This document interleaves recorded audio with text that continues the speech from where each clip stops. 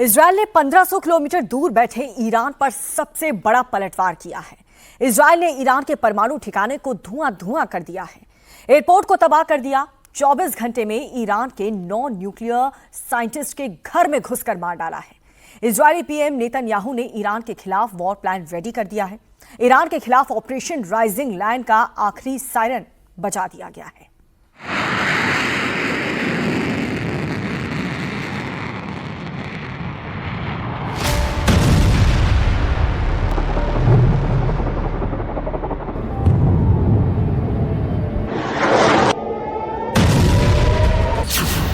Iran पर Israel के fighter jet गरज रहे, सैकड़ों बम बरस रहे।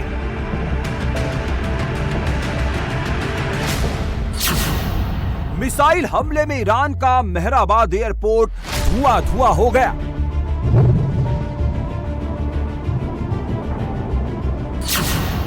तेहरान में ईरान का एयर डिफेंस सिस्टम तबाह किया।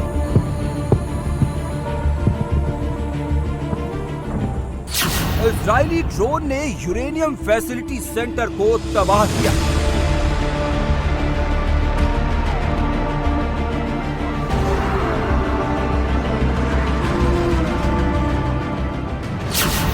आधी रात पूरे ईरान में कोहराम मच गया।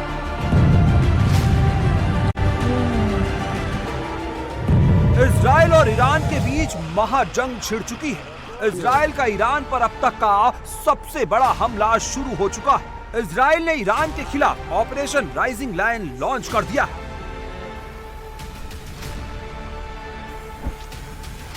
इजरायली हमलों से ईरान की राजधानी तेहरान दहल गई है।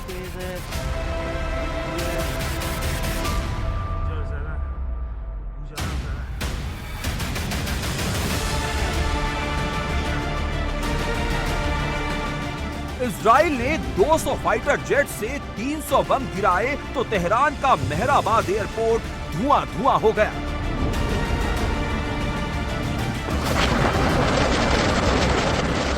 पूरा तेहरान धमाकों से गूंजने लगा। कई किलोमीटर तक धुएं का गुबार देखा गया।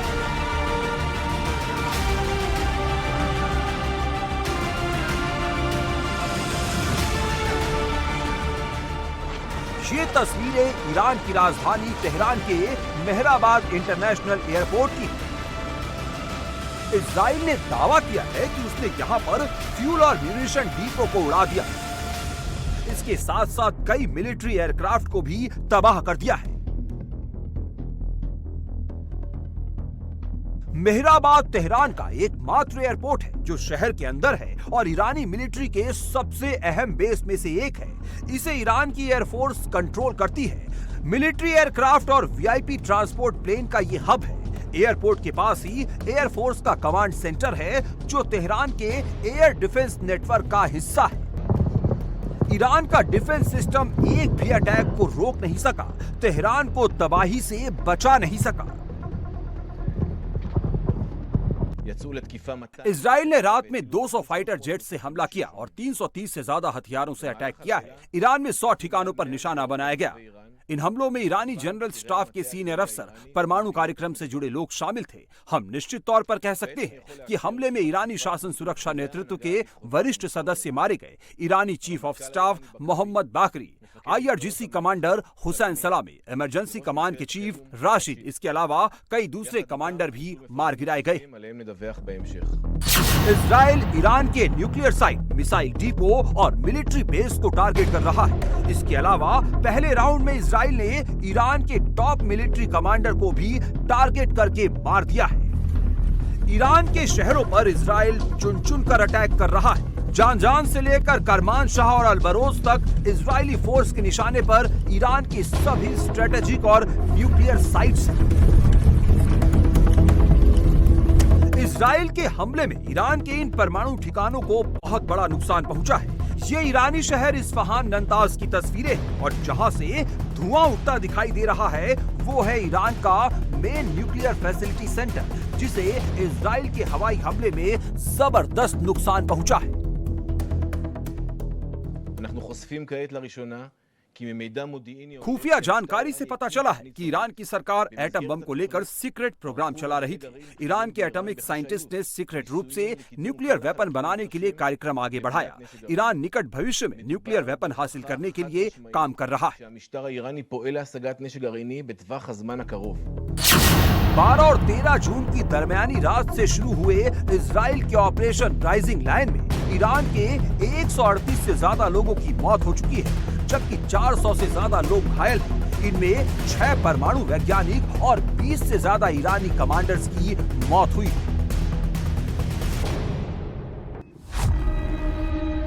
इजराइल ने 24 घंटे में ही ईरान की टॉप मिलिट्री लीडरशिप मिटा दी है। न्यूक्लियर साइंटिस्ट की टॉप टीम को खत्म कर दिया है। ईरान की ज्यादातर न्यूक्लियर साइट्स भी तबाह कर दी है और इसका वीडियो खुद इजरायली सेना ने जारी किया है।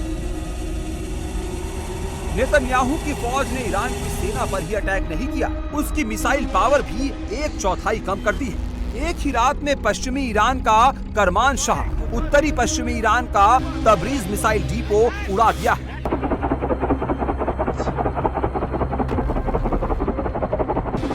इजराइल ने ईरान में कैसे तबाही मचाई, कैसे 24 घंटे में ही ईरान की कमर तोड़ दी, कैसे ईरान के इतने अंदर तक घुसकर अहम ठिकानों को टारगेट करने में कामयाब रहा, वो भी समझ लीजिए।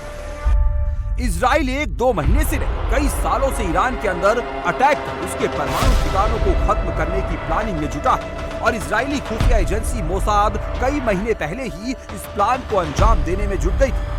ईरान के अंदर ड्रोन पहुंचा दिए थे और अब एक्शन का वक्त आया तो मोसाद के एजेंट्स ने ईरान के एयर डिफेंस सिस्टम को इन ड्रोन से तबाह कर दिया और इसके बाद बारी थी इजरायली एयरफोर्स। जब एक साथ 200 इजरायली फाइटर जेट्स ईरान के आसमान में गरजे तो पूरे तेहरान में कोहराम मच गया। इजरायली एयरफोर्स ने सबसे पहले ईरान के टॉप कमांडर्स को मारकर चेन ऑफ कमांड को तोड़ा और उसके बाद एक एक करके उसके मिसाइल डिपो और न्यूक्लियर फैसिलिटी को तबाह कर दिया। ये ईरान का एयर डिफेंस सिस्टम, इसको ईरान ने पश्चिमी सीमा पर तैनात किया था ताकि कभी इजराइल हमला करने आए, कभी उसके लड़ाकू विमान आए तो उनको मार गिराया जा सके। लेकिन जब इजराइल ने हमला किया तो ये कोई काम नहीं आया। ईरान पर इजराइल के हमलों ने जबरदस्त तबाही मचाई। ऑपरेशन राइजिंग लायन के पहले वेव में ईरान के army chief Mohammad Bagheri, IRGC chief Hussein Salami, aerospace force commander Amir Ali Hajizadeh समेत कई टॉप कमांडर मारे गए। हमले में ईरान के 6 न्यूक्लियर साइंटिस्ट भी मारे गए। इसके अलावा सुप्रीम लीडर खामनेई के राइट हैंड अली शमकानी को भी इजराइल ने मार दिया है। इजराइल ने कैसे और क्यों ईरान पर इतना बड़ा हमला किया? नेतन्याहू ने क्यों ईरान के परमाणु ठिकानों को मिटाने की कसम खाई है? इजराइल के हमले का मुख्य उद्देश्य ईरान के परमाणु लेबोरेटरी को तबाह करना है ताकि ईरान परमाणु बम ना बना सके। इजराइल और अमेरिका समेत कई देशों का दावा है कि ईरान परमाणु बम बनाने के लिए जरूरी 90% प्योर यूरेनियम हासिल करने के काफी करीब है। हमने बहुत ही शुरुआती सफल हमला किया है। ईरान की senior command, nuclear weapon programme में शामिल सीनियर साइंटिस्ट और न्यूक्लियर फैसिलिटी को टारगेट किया गया है। हम अभी डिटेल्स जुटा रहे हैं, लेकिन हम सब जानते हैं कि कोई भी लड़ाई एक तरफा नहीं होती। इसीलिए आप सभी सेना के निर्देशों का सख्ती से पालन करें। ये भी हो सकता है कि देश के लोगों को ज्यादा समय तक बंकर में रहना पड़े। दरअसल इजराइल को डर है कि अगर ईरान ने परमाणु बम बना लिया तो ईरान उसके वजूद को ही खत्म कर देगा। इसलिए इजराइल ने ईरान के खिलाफ ऑपरेशन राइजिंग लायंस की शुरुआत की और सबूत के तौर पर ईरान के टॉप लीडर्स के बयानों को आधार बनाया। इजराइल किसी भी कीमत पर ईरान को परमाणु बम हासिल नहीं होने देना चाहता है। इसलिए इजराइल ने ईरान के 9 टॉप परमाणु वैज्ञानिकों को मार गिराया। इजराइल भले ही ईरान के परमाणु प्रोग्राम दुनिया के लिए खतरा बता रहा है, लेकिन ईरान इसे अपनी सुरक्षा के लिए जरूरी बताता है और हर हाल में परमाणु बम बनाना चाहता है। इसके लिए वो अमेरिका और इजराइल से जंग के लिए तैयार है। ईरान खुद को इजराइल विरोधी की तरह पेश करता है, इजराइल के खिलाफ प्रॉक्सी फोर्स का इस्तेमाल करता है। लेबनान में हिजबुल्ला, गाजा में हमास, यमन में हूती, इराक और सीरिया में मिलिशिया ग्रुप को ईरान पैसे और हथियार मुहैया कराता है जो अक्सर इजरायली क्षेत्र पर हमले करते रहते हैं। यही वजह है कि इजराइल ने ईरान पर हमले से पहले हमास को खत्म किया, लेबनान से हिजबुल्लाह को मिटा दिया, सीरिया में रिजीम ही चेंज कर दिया और अब बारी है इन प्रॉक्सी को शह देने वाले ईरान की।